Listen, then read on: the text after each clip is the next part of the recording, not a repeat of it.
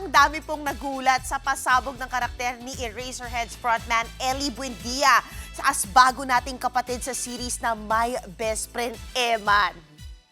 Alam mo namang hindi ka aabot.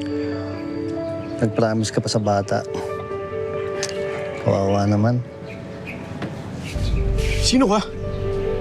Eman, Ba't ka nakikinig sa usapan ng may usapan? Tsaka saan ka galing? Anong Eman, ha? tinanong mo ako sino ko. Sinabi ko pangalan ko. Eman. Hindi naman mali ito, Cho.